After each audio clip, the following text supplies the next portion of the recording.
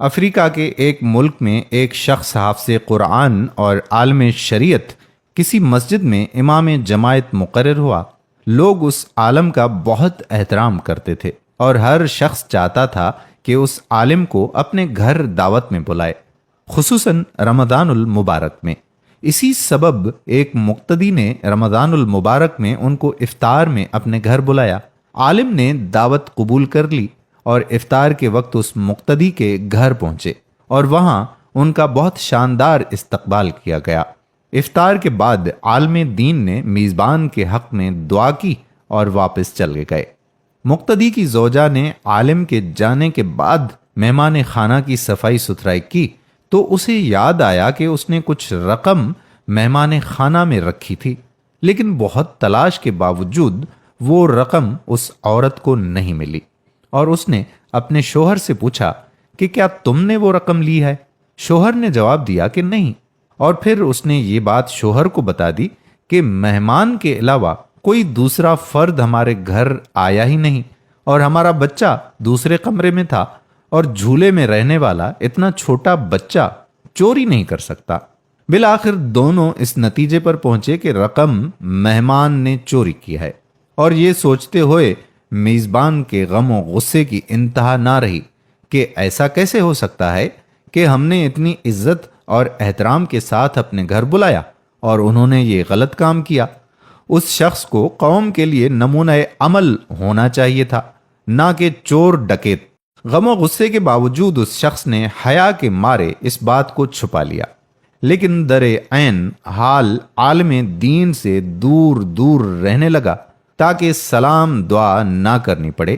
اسی طرح سال گزر گیا اور پھر رمضان المبارک آ گیا، اور لوگ پھر اسی خاص محبت اور جوش و خروش کے ساتھ عالم دین کو اپنے گھر میں افطار کے لیے بلانے لگے۔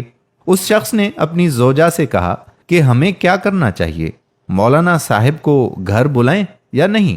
زوجہ نے کہا بلانا چاہیے، کیونکہ ممکن ہے مجبوری کے عالم میں انہوں نے وہ رقم اٹھائی ہو، ہم انہیں معاف کر دیتے ہیں تاکہ اللہ بھی ہمارے گناہ معاف کر دے۔ اور پھر اس شخص نے مولانا صاحب کو اسی عزت و احترام کے ساتھ اپنے گھر افطار پر بلایا۔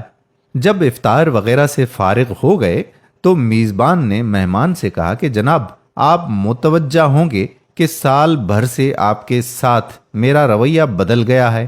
عالم دین نے جواب دیا ہاں، لیکن زیادہ مصروفیت کی وجہ سے میں تم سے اس کی وجہ معلوم نہ کر سکا۔ میزبان نے کہا کہ قبلہ، میرا ایک سوال ہے اور مجھے امید ہے کہ آپ اس کا جواب واضح دیں گے۔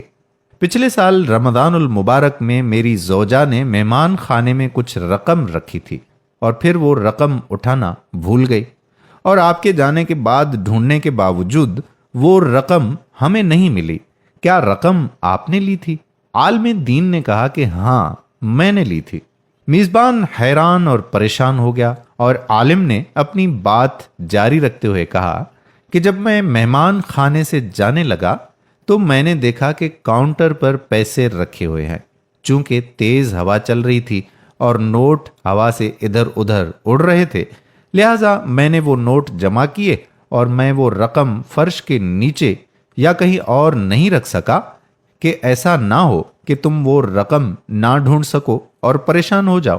اس کے بعد عالم نے زور سے اپنا سر ہلایا اور اونچی آواز میں رونا شروع کر دیا، اور پھر میزبان کو مخاطب کر کے کہا کہ میں اس لیے نہیں رو رہا کہ تم نے مجھے چوری کا الزام لگایا، اگرچہ یہ بہت دردناک ہے، لیکن میں اس لیے گریہ کر رہا ہوں کہ 365 دن گزر گئے اور تم میں سے کسی نے قرآن کا ایک صفحہ بھی نہیں پڑھا، اور اگر تم قرآن کو ایک بار کھول کر دیکھ لیتے تو تمہیں رقم قرآن پاک کے غلاف میں رکھی ہوئی مل جاتی۔ یہ سن کر میزبان بہت تیزی سے اٹھ کر قرآن مجید اٹھا کر لایا اور جلدی سے کھولا، اور اس کی مکمل رقم قرآن پاک میں رکھی نظر آ رہی تھی۔ دوستو، یہ حال ہے بعض مسلمانوں کا کہ سال بھر میں بھی قرآن نہیں کھول کر دیکھتے اور اپنے آپ کو سچا اور حقیقی مسلمان سمجھتے ہیں۔ امید کرتا ہوں کہ ہماری آج کی اس ویڈیو کے بعد آپ فوراً اٹھیں گے اور اپنے گھر میں موجود قرآن پاک کو کھول کر ضرور پڑھیں گے۔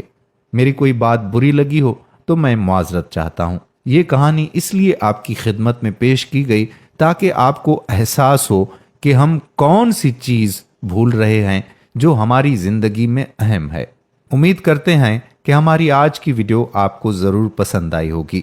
ویڈیو کو زیادہ سے زیادہ شیئر کیجیے گا، کیا پتہ کہ کس کے دل میں یہ بات اتر جائے اور وہ قرآن مجید اٹھا کر پڑھے گا تو اس کا ثواب آپ کو بھی ملے گا اور مجھے بھی ملے گا۔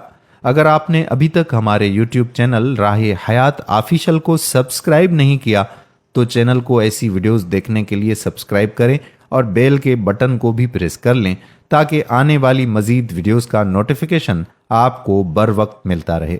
آپ کا میزبان قادر بخش کلہوڑو آپ سے اجازت چاہتا ہے۔ اللہ حافظ۔